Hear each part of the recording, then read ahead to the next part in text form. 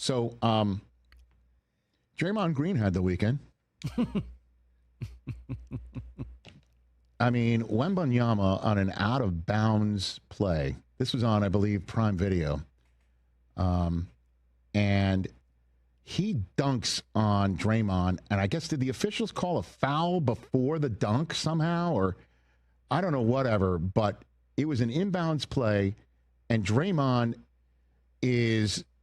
It's unbelievable. He's 6'8", right? 6'8", Draymond 6'9". is a big, like 6'6", thick dude. Okay, and Wembanyama is like a foot taller than him. Has a whole and he head. dunks on him and then stares down at him.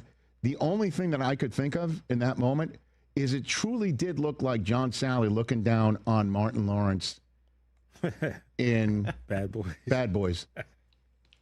That's funny. And there it is. Oh, nice. Tell me that's just like the only thing missing is the glasses. Is Wemby's not wearing glasses. That's good. That is great. That's it. We ever see this right? one is not as bad, but the picture of Jordan with Muggsy Bogues on him, where Mike's Sure, holding the he's ball like up palm and of the Muggsy's ball. in a squat. I mean, that was something else. But Curry also scored damn near 50, yeah. a 50 piece. Yep. Wild. And then Draymond last night, a fan, where was this again last night? Where in New Orleans, where, by the way, I guess they can now announce their coach's name now because they bounced him. They fired Willie Green. Yep. That which is just what the Pelicans were like, our coach is being booed so much, we need to fire him. And then now we can introduce our coach's name. But some fan is barking at Draymond throughout the entire game. And Draymond goes up to him, and the fan extends his hands like, I'm not here to touch you, or I don't know what happened. But apparently the fan was calling him Angel Reese throughout the game. Oh. Not a compliment, I imagine. Well, again, Draymond had this to say afterwards, after the refs had to separate potentially the two. What happened in the second quarter with that fan?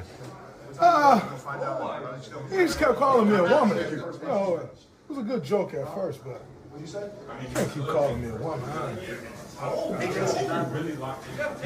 Kids, one on the way. Can't keep calling me a woman. So, he got quiet though, so it was fine. I was gonna say, what did he say when you got over there? Well, he was talking at first, and then you get a little closer, and he didn't really say much else. Yeah, I mean, the fan who has every right to... You can respectfully trash talk. Trash talk will definitely get quiet when somebody much bigger and Gets larger gets right right in your face. Yeah.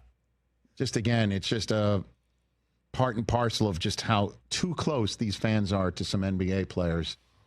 And, Draymond taking issue with his manhood being questioned, that he's got kids on the way. I mean, I think the insinuation wasn't about his manhood. It was about, Angel Reese is known sometimes for missing layups. Right. And being otherwise dominant on the boards.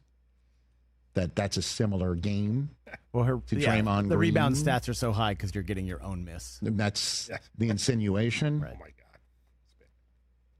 It's just so silly, man. And the rabbit ears that you're giving the fan what the fan wants. And you're also potentially crossing a line here you don't want any part of. Especially when you have the reputation and the past transgressions. I mean, you just don't want to be part of it. Doesn't seem. Do you got any opinion on this? I do, Jefferson? because it's funny because you could sit there and call my quarterback, who doesn't play the same sport as you, a bum, right, out for no reason, despite the fact that everything that Dak Prescott has had to go through in his life. I'm talking about losing his mom at an early age, losing his brother, just to make it through that. You're not a bum, man. And that, I don't know why. That just really irked the crap out of me when he said that. And then, unfortunately, with Marshawn Nealon passing away, it kind of made that not matter as much. Understood. And so I let it go. But now I'm seeing this. It's like, so, hello, is this like a pot calling the kettle black type? Like, it's cool for you to sit there and trash somebody, but someone can't say it to you? Is that what? I guess his response would be, at least he didn't call me a bumette. At least I didn't call him a bumette. He did admit it was funny at first. Which makes no sense. To me, it's not a gender thing. I mean, Well, that's where he took the bottom line is, if you feel that your manhood is being questioned and your manhood is in your estimation crystallized by the fact that you have children, then you need to understand something a little bit more about yourself, right? And your own self-assuredness. And I don't particularly care. People, I cry all the time. If whatever you associate with masculinity is an argument that I'm not going to get into now. I think he's just basically saying you can't shoot. And he did it in a way that really rubbed him the wrong way. And I think he went up to him, which makes no sense because let me just tell you potentially crossing the line. Dub Nation gather, because we've got a huge potential move brewing for the Golden State Warriors that could reshape their entire window and reignite hope deep into the future. That target? Trey Murphy III of the New Orleans Pelicans. Yes, this 25-year-old wing is quietly becoming one of the most talked about names in trade chatter, and the Warriors are firmly in the mix. Let's break down why this would be a brilliant acquisition for Golden State, the obstacles in the way, and what it could mean for our title hopes. Then, I want your take at the end. First, the context. The Pelicans are 2-10 to start the 2025-26 campaign. The optimism they carried into the offseason fading fast. The Spurs are reportedly itching to step in for Murphy if New Orleans ever entertains offers. But here's the key. For the Warriors, this is exactly the kind of move that checks all their boxes. Murphy is 25. He's under a manageable contract, about $25 million in 2025-26, and he brings two-way value: length, athleticism, defense, and that coveted three-point stroke. Imagine Steph Curry, Jimmy Butler, Draymond Green, and Trey Murphy III running that lineup. That's veteran star power plus shooting plus wing versatility. For a franchise racing against time, with Curry aging, Green aging, Butler nearing the backside of his prime, adding Murphy is a forward-leaning move. It says, we believe in our core and we're willing to upgrade around them. Now the why is clear, but the how and will it happen part, that's where things get spicier. Because New Orleans values Murphy highly. From what we know, the Pelicans have resisted trade calls for him. They signed Murphy to a 4-year, $112 million extension, so they're not giving him away lightly. The Warriors would have to make a package big enough to move the needle. Young assets, draft picks, contracts that match salaries. One mock trade even suggests a 3-team scenario with Golden State landing Murphy, the Pelicans getting Jonathan Kuminga plus a pick, and the Nets facilitating. But here's why I believe the Warriors should swing.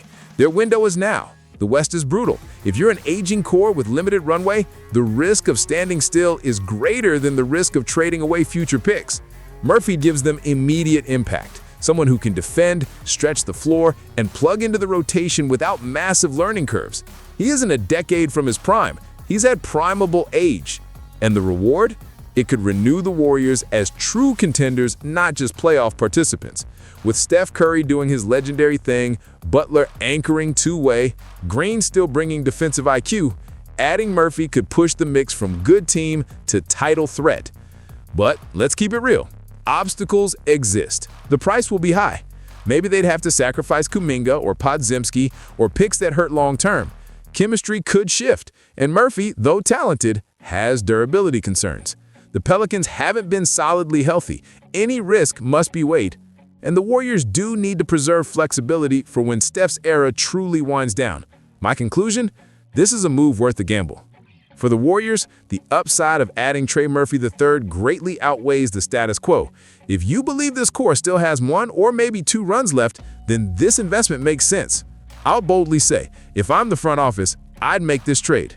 I'd set the pieces in motion, pull the triggers, because standing still while everyone else upgrades is not an option for a franchise built on winning. Now, Dub Nation, I want your take. What do you think? Should the Warriors trade for Trey Murphy III? What would you be willing to give up? Do you believe this moves the team into title serious territory, or is the risk too big?